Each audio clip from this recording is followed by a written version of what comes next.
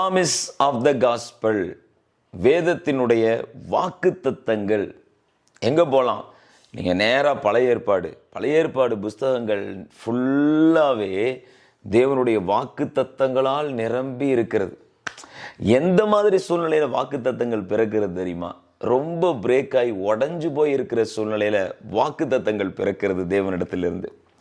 ஏவாள் தோட்டத்திலேருந்து வெளியே வந்துட்டாங்க.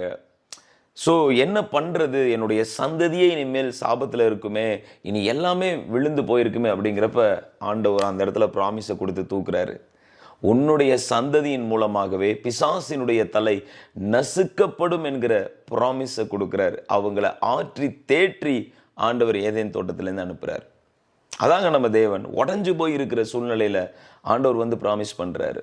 Abraham 75 years, he has no child. நீங்கள் இந்த தலைமுறையிலே பார்த்தீங்கன்னா லேட் பேபிஸ்னாவே குழந்தை பிறகு லேட் ஆச்சுனாவே நிறைய கொஷின்ஸ் வரும். நீங்கள் யோசிச்சு பாருங்கள், அந்த கல்ச்சர் பிஃபோர் 4000 years நீங்கள் யோசிச்சு பாருங்கள் எப்படிப்பட்ட ஒரு கல்ச்சர் இருக்கும் அப்படின்னு சொல்லிட்டு. ஆப்ரகாம் எவ்வளோ டஃப்பான டைம்ஸில் போயிருப்பார், எவ்வளோ பெரிய பிரேக்கிங் சுச்சுவேஷனில் போயிருப்பார். ஸோ அப்போ ஆண்டவர் வந்து பேசுகிறாரு, ஆப்ரகாம் உன் சந்ததி மூலமாக பூமியில் இருக்கிற வம்சத்தையே நான் ஆசீர்வதிக்கிறேன். It's a promise. பிரேக்காய் நிற்கிற ஆப்ரஹாமுக்கு ப்ராமிஸ் தேடி வருது. உன் சந்ததி மூலமாக நான் ஆசீர்வதிக்கப்பட போகிறேன், உன் மூலமாக நான் ஆசீர்வதிக்க போகிறேன் எல்லாத்தையும். அதே மாதிரி அவருடைய சந்ததியாக வந்தார் இயேசு கிறிஸ்து. ஆமென்.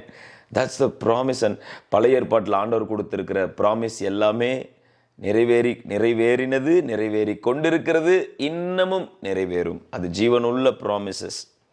அதே மாதிரி தான் தாவீதுக்கும் சொன்னார். தாவீது உன் சிங்காசனத்தில் உட்கார ஒரு குமாரனை நான் எப்பயுமே வச்சுருப்பேன்னாரு. தேவகுமாரனாகிய கிறிஸ்து இயேசு வந்து அந்த சிங்காசனத்தில் என்றென்றைக்கும் வீட்டிருக்கிறவராக உட்கார்ந்துருக்கிறாரு. ஆமென்.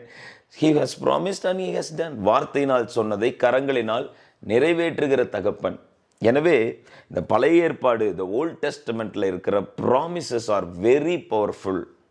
அதாவது இயேசு கிறிஸ்துவனுடைய வருகை, இயேசு கிறிஸ்துவனுடைய பிறப்பு, இயேசு கிறிஸ்துவனுடைய சிலுவைப்பாடுகள், அவருடைய உயிர்த்தெழுதல் மற்றும் இன்றைக்கு நம்ம எல்லாரும் சபைக்குள்ளே வர்றது, இந்த காரியம் மட்டும் இல்லாமல் இதுக்கப்புறம் ஃப்யூச்சரில் என்ன நடக்கும், எப்படி ஈவெண்ட்ஸ் எல்லாம் ஃப்யூச்சரில் இருக்கும், எதிர்காலம் என்ன என்பதை அழகாக வரைந்து கொடுத்திருக்கிறது நமக்கு இந்த பழைய ஏற்பாடு.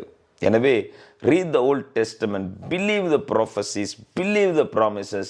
அந்த வார்த்தைகளையும் அந்த வாக்கு தத்தங்களையும் நீங்கள் விசுவாசிக்கும் பொழுது அந்த வார்த்தைகளும் வாக்கு தத்தங்களும் உங்கள் வாழ்க்கையில் நிச்சயமாய் நிறைவேறுகிறதை பார்ப்பீர்கள். தேவன் ஒன்று சொன்னால் அதை மாற்றிக்கொள்பவர் அல்ல, அந்த காரியத்தை செய்து முடிக்கிறவராய் இருக்கிறார். He will fulfill the promise. எனவே இன்னைக்கு ரொம்ப பிரேக்கான ஒரு சூழ்நிலையில் போயிட்டுருக்கேன், ரொம்ப மன அழுத்தத்துக்குள்ளே போயிட்டுருக்கேன்றீங்களா?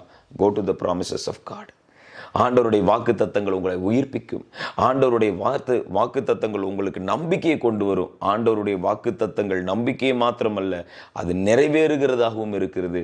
அந்த வார்த்தையின்படி உங்கள் வாழ்க்கையும் ஆசீர்வதிக்கப்படும். எனவே தேவனுடைய வார்த்தைகளையும் தேவனுடைய வாக்கு தத்தங்களையும் நம்புங்கள், அப்பொழுது ஆசீர்வதிக்கப்படுவீர்கள். God bless you.